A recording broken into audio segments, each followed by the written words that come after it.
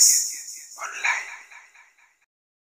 Naam, hii ni Yes Online na taarifa ambayo ninaojionea hii leo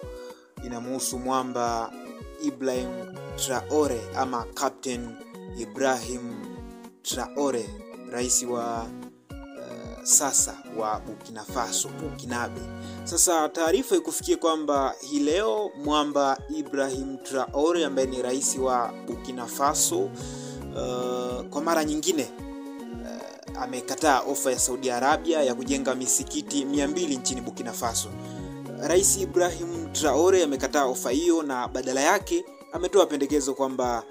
zijengwe shule, hospitali pamoja na majengo ya biashara ili kwamba raia wa Burkina Faso wapate ajira ili waendelee kukidhi mahitaji yao ya hapa na pale, mavazi, chakula pamoja na makazi, na wale wenye familia zao pengine waweze kuziendesha familia zao kama inavyotakiwa. Lakini nikukumbushe tu kwamba mwishoni mwa mwezi Januari Rais Captain Ibrahim Traore alikataa mwaliko kutoka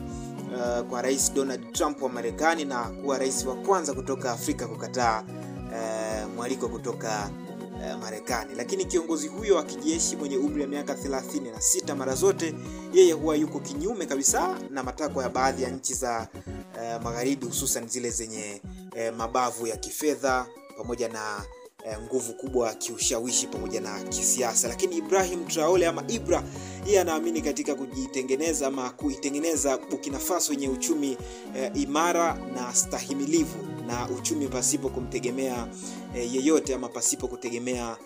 taifa lolote kutoka magharibi ama taifa lolote nje na haya mataifa ya Afrika. Na kiwezekana pengine Burkina Faso liwe ni taifa huru, yani linajitegemea lenyewe kwenye masuala ya kiuchumi na kuendesha harakati zake za kila siku kwa manufaa ya raia wa Burkina Faso.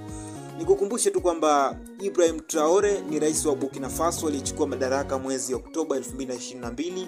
mara baada ya kumpindua Rais Paul Henri Sandaogo Damiba. Na maono ya Rais Traore yamejikita katika kuboresha usalama, kupambana na ugaidi pamoja na kuhakikisha utulivu wa siasa nchini Burkina Faso ambayo imekuwa ikikumbwa na mashambulizi ya kigaidi kwa miaka kadhaa. Kwa hiyo hayo ni maono ya mwamba kabisa Rais Ibrahim Traore Captain, ambaye hii leo amekataa ofa ya kujengewa misikiti 200 nchini kwake, kwa maana nchini Burkina Faso